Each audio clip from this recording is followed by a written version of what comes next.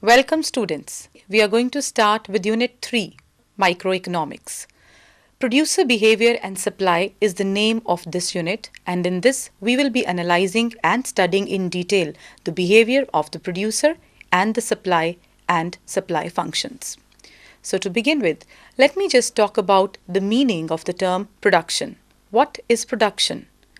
Production is defined as transformation of inputs into output. All the things which are available in this world cannot be used in their raw form, and we need to convert them into finished product. This conversion of raw material into finished product is called as production. Now, what is a production function is another important term.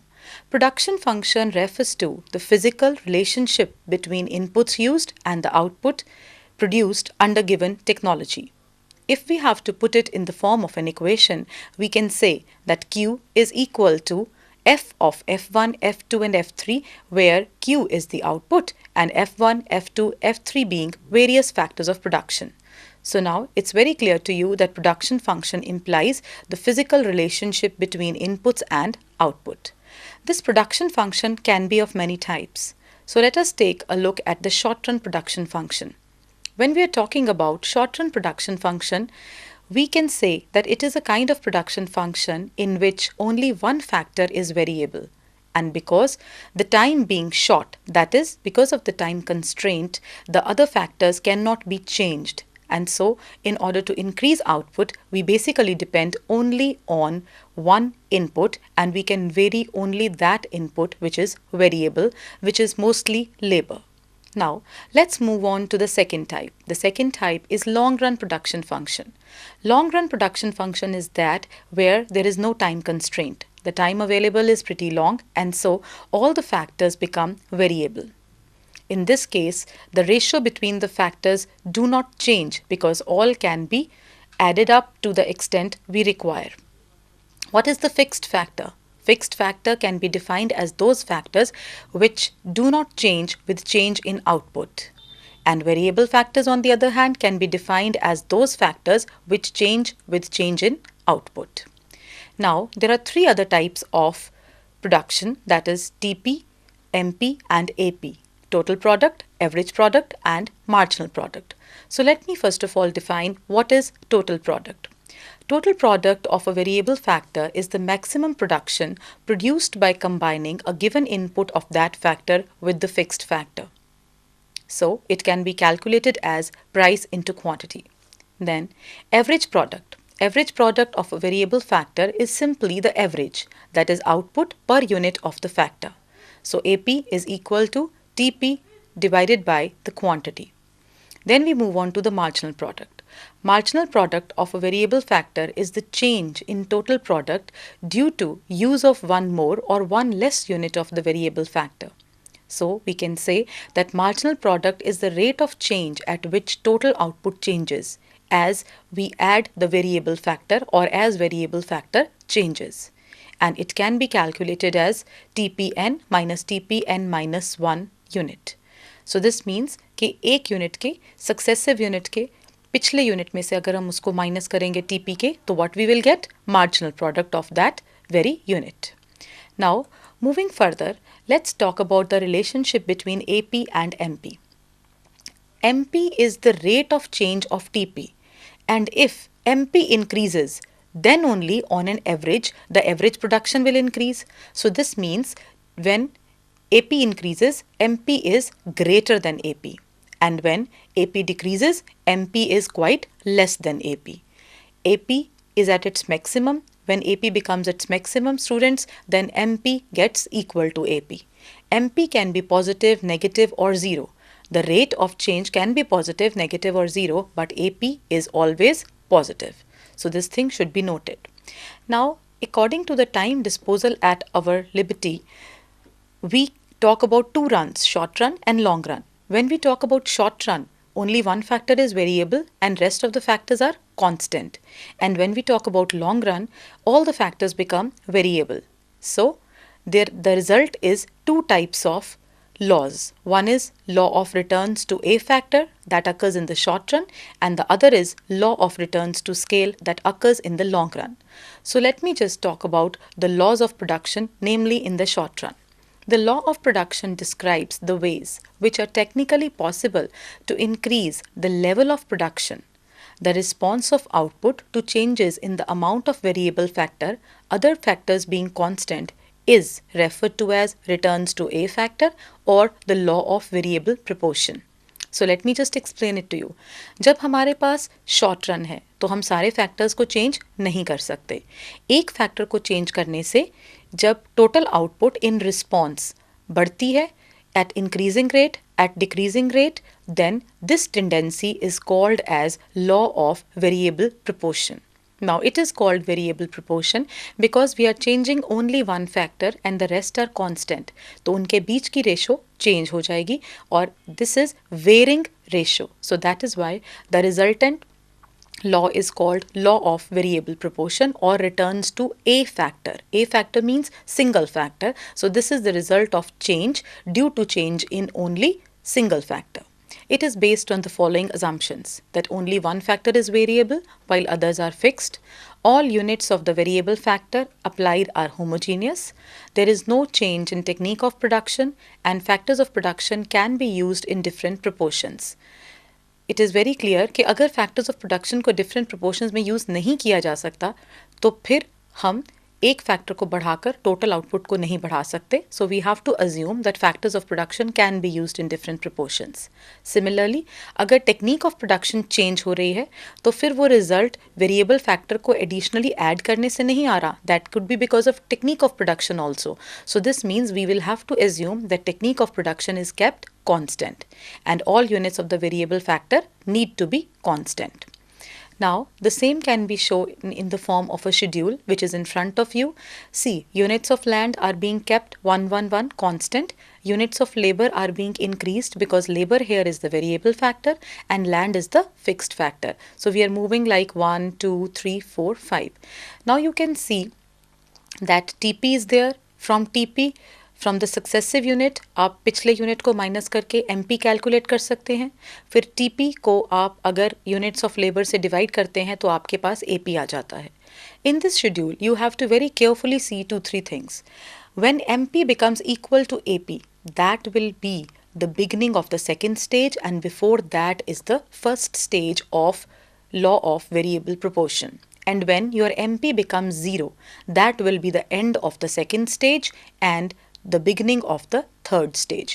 In the first stage itself, TP first increases at increasing rate, then increases at decreasing rate. In the second stage, what happens? TP increases at decreasing rate, reaches its maximum, and MP becomes 0. And in the third stage, MP falls and MP becomes negative and TP falls. So this is the stage of negative returns. The same has been very clearly shown in the diagram, which you can see.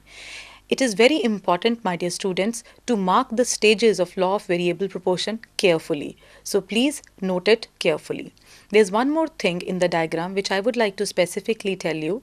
There's a point which we have marked as E. This is the point from where the rate of change of TP changes or becomes different. Initially it increases at increasing rate and then after E it starts increasing at decreasing rate. Such a point when the rate of change of a thing changes is called point of inflection. So this should also be mentioned. The explanation of the stages is now in front of you. So here it is very clear that in the first stage the production has not reached its maximum. In the second stage, it reaches its maximum, and in the third stage, it begins to fall, and MP becomes negative. So neither first nor third stage would be a viable stage. Producer would always like to be in the second stage, and that is why the second stage is called the rational stage, or the most important stage from producer's point of view. Now, to the big question. It must be coming to your mind that why? What are the reasons for the applicability of law of variable proportion?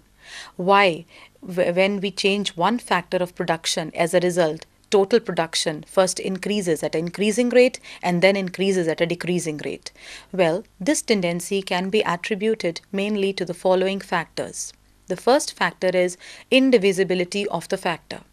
There are many factors, or there are many things which we cannot divide, which are not available in smaller quantities. For example, let me give you an example. अगर आप PG में एक अकेले लड़के रहते हैं और आपको अपने वाटर बॉटल रखने के लिए, पानी ठंडा है आपको चाहिए, आपको गर्मियों के लिए, तो आपको एक रेफ्रिजरेटर चाहिए। तो वो रेफ्रिजरेटर आपको बहुत छोटे यूनिट में तो नहीं मिलेगा, आपको मिनिमम साइज़ उसका बाय करना पड़ेगा। So electricity bill will be full, तो आपकी कॉस्ट ज़्यादा रहेंगी और आपके रिटर्न ज़्यादा नहीं रहेंगे। But when 4 other boys join with you, now, the same fridge, the same electricity bill, but the costs are being shared by 5 people, you and 4 other boys. So this means जब हम उसको indivisibility of the factor की वजह से हमने उसको बड़ा unit लिया था, तो अब जब हम प्रोडक्शन बढ़ा रहे हैं तो अब हमारे को कॉस्ट्स जो हैं वो पर यूनिट पर पर्सन कम हो जाएंगी और रिटर्न्स ज़्यादा हो जाएंगे, तो इसलिए we will face increasing returns. Similarly second point says that fixed factor, because it is short run, we can't change the fixed factors. So as we cannot change the fixed factor, after a point it will be burdening. We will be burdening the fixed factor with more and more of variable factor. So the ratio between the two will go defective. जैसे कि 7-8 लड़के अगर उस PG में आके रहने लगे तो बार बार फ्रिज खुलेगा, कोई बीच में पानी गिरा देगा, कोई उसको उसके स्टेबलाइज़र को खिला देगा, तो इसका मतलब फ्रिज जो है वो बार बार ख़राब रहना पड़ेगा, ख़राब रहने लगेगा तो उसकी जो कॉस्ट्स हैं वो बहुत ज़्यादा बढ़ जाएंगी, and because of increasing cost we will start getting decreasing returns. I hope with this example the concept is clear to you. So next is change in factor ratio. जब हम एक फैक्टर को फिक्स्ड रख के variable factor को continuously change करते हैं तो उनकी रेशो चेंज होती है। जब तक ये रेशो फेवरेबल है और जब तक ये रेशो आइडियल है तब तक रिटर्न्स इंक्रीजिंग है। When this ratio becomes defective the returns go on decreasing. Then, another point has been put forward by Mrs. Joan Robinson. Mrs. Joan Robinson says that factors are imperfect substitutes of each other. We cannot find perfect substitute of certain factors, and that is why we cannot put any other thing in place of them or use any other thing in place of them. So this means that we will be burdening the same factor over and over again, thereby converting increasing returns into decreasing returns. And now we move on to the fact that how we can postpone the applicability of this law. Well, the law can be postponed if we are able to find the perfect substitute for the fixed factor, or we are able to make any improvement in technology. But dear friends, such a thing is possible mainly in case of industry, and that's why the law of variable proportion applies very slowly to industry. Increasing returns stay longer and diminishing returns come at a very later stage. On the other hand, in nature-related activities like agriculture, the postponement is not possible, and that is why diminishing returns occur very early. Now, we move on to the next concept, which is very important, that is costs. What is cost? Cost means the amount of money which is being spent by the producer on the factors as he produces a thing. So, cost of production increases with increase in output, or we can say that C is a function of Q, C being the costs and Q being the quantity to be produced. Well, now let's take up different types of costs. Short-run costs are those costs which are occurring in the short run, and long-run costs are those costs which occur in the long run. In the long run, all the costs become variable, whereas in the short run, some are variable and some are fixed.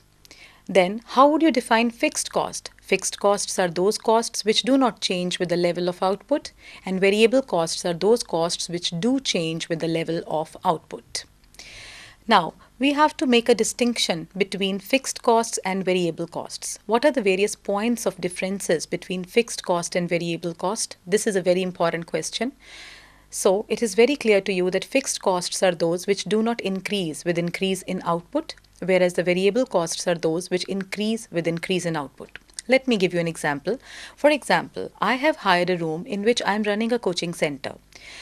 Even if one student comes or 100 students come, the room's rent will remain the same. so it is a fixed cost. But if I take more batches, then the electricity bill will be more. So this means electricity bill will be a variable cost.